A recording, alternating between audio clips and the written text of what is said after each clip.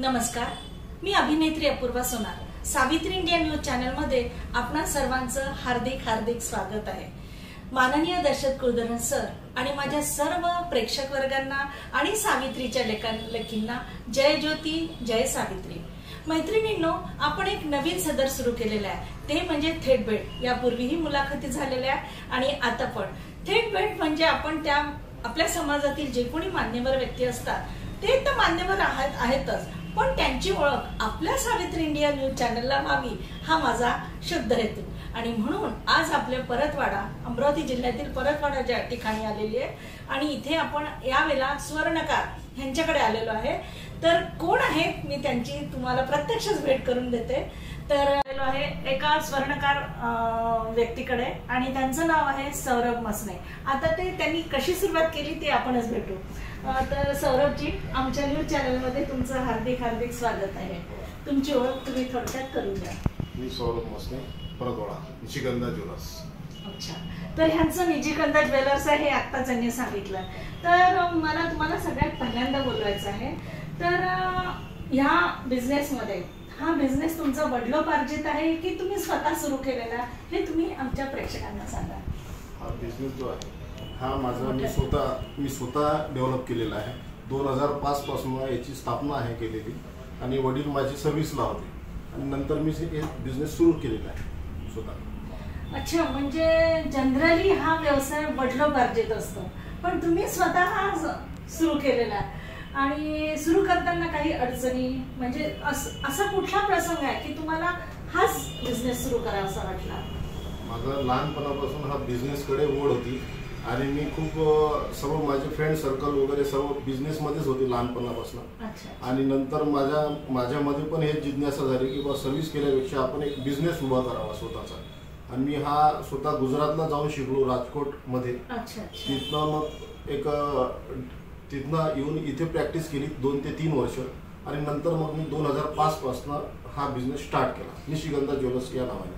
अच्छा, पण म्हणजे हा बिझनेस करायचं म्हटलं की म्हणजे काहीतरी ट्रेनिंग घ्यावं लागतं, कारण कसं आहे सर, हा बिझनेस मक्तेदारी आहे। या बिझनेस मध्ये एक तर मारवाडी लोक किंवा सोनार म्हणतातच ना, सोनारांचा हा बिझनेस आहे। आपण माळी व्यक्ती असून या बिझनेस मध्ये गेलोय, ह्याच्यामध्ये काही थोडस म्हणजे का गेलं वगैरे असं काही आहे का, की सहज असं वाटलं? सहज वाटलं की हा बिझनेसच करायचा तर फक्त सोने चांदीचाच करावा, नाहीतर करूच नाही। अरे बापरे, थोडंसं सोने असेलच खरे।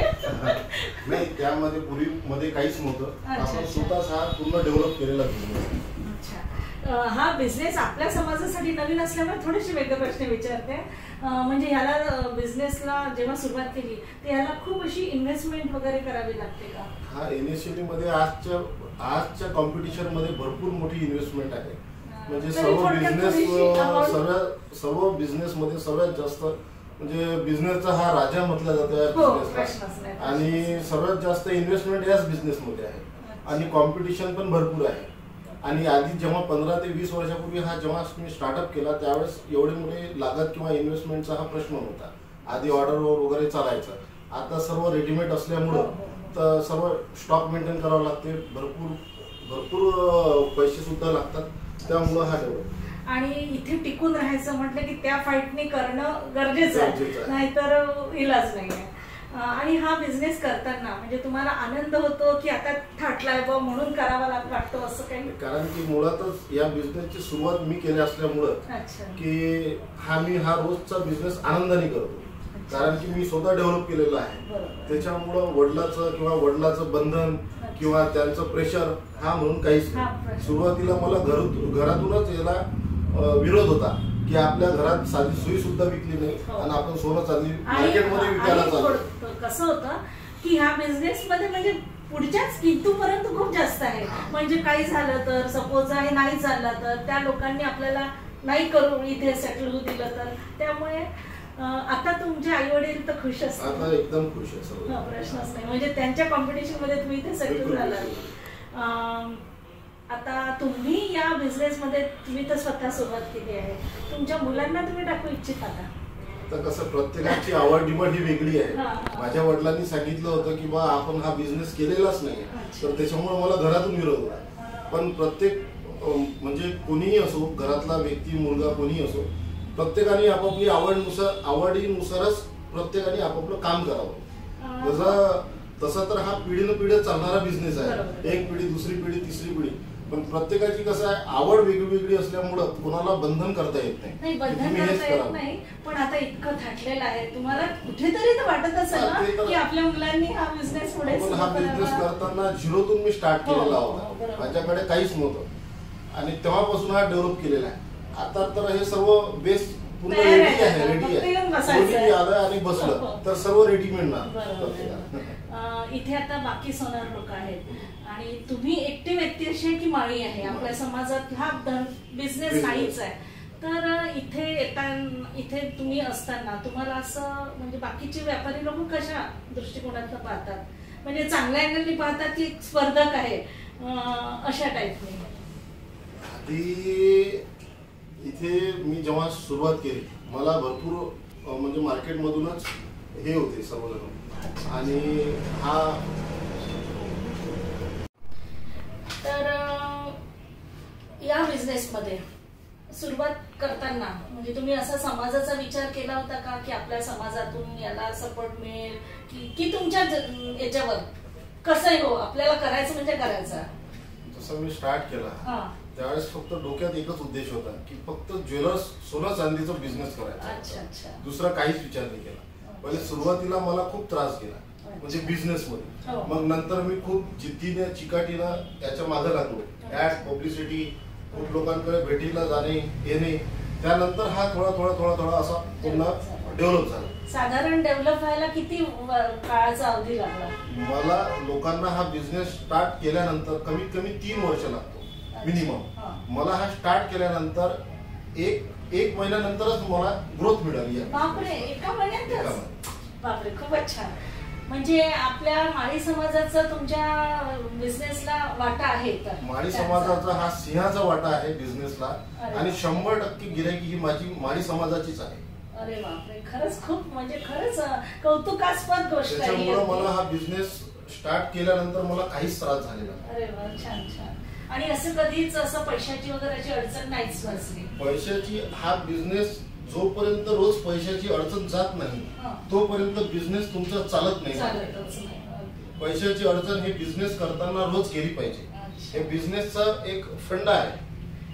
आता तुम्हाला आता किती वर्ष झाले साधारण आपल्याला? मला साधारण 2005 पासून स्टार्ट केलेला आहे. अच्छा, 5 आणि आता 19 वर्ष कंप्लीट झाले. 20व्या वर्षात मी पदार्पण केले. म्हणजे आता 20व्या वर्षात तुम्हाला बाकी सोनाऱ्यांनी पूर्ण ऍक्सेप्ट करून टाकलेलं आहे की आपला स्पर्धक तर आहेच पण एक बिझनेसमॅन म्हणून त्यांनी हे केलेलं आहे. आणि या बिझनेस करताना प्रत्येक या सोनाराही पेक्षा या बिझनेस मध्ये जास्तीत जास्त मारवाडी लोकांची मक्तेदारी आहे. 100% पूर्ण इंडिया लेवलवर. आणि यामध्ये रिटेल पासून तर होलसेलर पर्यंत सर्व यांचे गॉडफादर आहेत वेगवेगळे. प्रत्येकाला जसं आपण शेतकरी आहे मुळात, तर शेतीमध्ये आपल्या नातेवाईकाकडे पण शेती असते, दुसऱ्या नातेवाईकाकडे पण शेती असते. इथे असं काहीच होत नाही. त्याच्यामुळे मला खूप त्रास गेलेला आहे सुरुवातीला.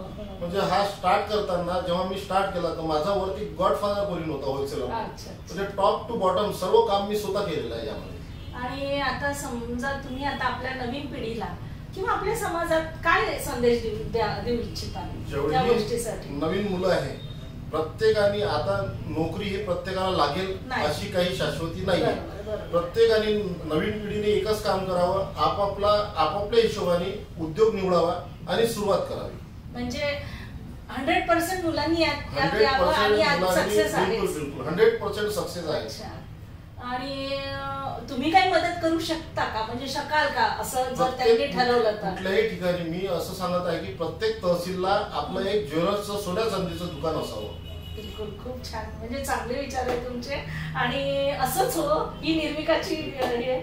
आणि हा बिझनेस आता साधारण पुरुषांपेक्षा लेडीजच्या आवडीचं आहे. आणि हे दुकान म्हटलं कीच म्हणजे लेडीजची वर्गाचं गर्दी असते. तर म्हणजे तुमचा काय अनुभव आहे? म्हणजे लेडीज सोबत जेंट्स येतात, कोणाला जास्त यामध्ये इंटरेस्ट असतो? लेडीजला असतो, पण तरी पण आपल्यामध्ये माळी समाजामध्ये असं काही आहे का वेगळं की दोघं मिस्टर आणि मिसेसच येतात, एकटी येत नाही असं वगैरे काही आहे का?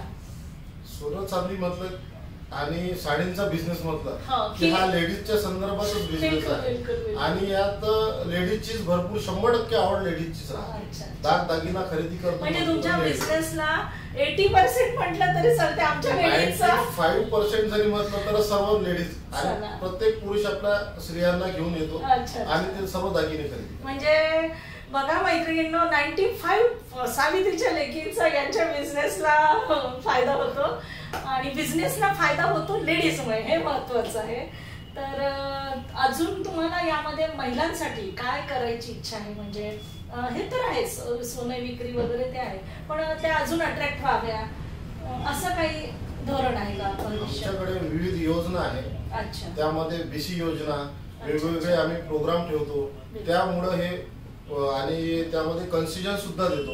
माळी समाजाचे जेवढेही कस्टमर असतात त्या प्रत्येक कस्टमरला आमच्याकडे बाकी दुकानदारापेक्षा सवलत मिळेल 10 ते 20% मजुरीमध्ये. अरे वा, ही पर्टिक्युलरली माळी समाज, पर्टिक्युलरली माळी समाज. हे तुम्ही माळी असल्यामुळेच होऊ शकतं असं. लोक हे फक्त दिवाळीसाठी ऑफर करतात. प्रत्येक दुकानदार दिवाळीमध्ये, दसऱ्यामध्ये ऑफर करतो. मी 12ही महिने माळी समाजाच्या लोकांसाठी ही 12ही महिने 20% मजुरीमध्ये नेहमीसाठी सूट. अच्छा. जसं बाकी दुकानदारांना त्यांचं बिझनेस साठी सतत ऍड द्याव्या लागतात किंवा वेगवेगळ्या योजना राबवाव्या, असं तुम्हाला राबवावं लागतात का, की गरज नाही आता त्याची? ही वेगवेगळ्या योजना जोपर्यंत राबवणार नाही तोपर्यंत बिझनेस ग्रो करणार नाही आणि काळानुरूप हे बिझनेस मध्ये चालवच लागतं. म्हणजे जरी आपण माळी लोकांचे कस्टमर तुमच्याकडे आहेत तरी ते करावंच लागतं. अच्छा, त्याशिवाय म्हणजे इथे ओके ओके. तर आज खरंच एक आगळी वेगळी मुलाखत झाली, कारण की आपल्या समाजात म्हणजे सोनार हा व्यवसायच नसतो. तर अतिशय छान आपण माहिती दिली. आणि मैत्रिणींनो, बघा, म्हणजे आपण डॉक्टरांकडे गेलो, अजून इतर बिझनेसमॅनकडे गेलो, पण पहिल्यांदाच असा सोन्याचा व्यवसाय सरांनी सुरू केला आणि तो 100% सक्सेसफुल आहे असंच त्यांचं म्हणणं आहे. तर सर, तुम्ही आमच्या आपलं एक सावित्री इंडिया न्यूज चॅनल आहे, टोटली माळी लोकांसाठीच, आणि आम्ही त्याच्यामध्ये माळीच लोकांचं हे करतो. तर तुम्ही आमच्या या चॅनलमध्ये आल्या त्याबद्दल अगदी खूप खूप मनापासून धन्यवाद. आम्ही पुन्हा येऊ आणि असंच तुम्ही आमच्या सोबत राहा एवढं म्हणते आणि धन्यवाद.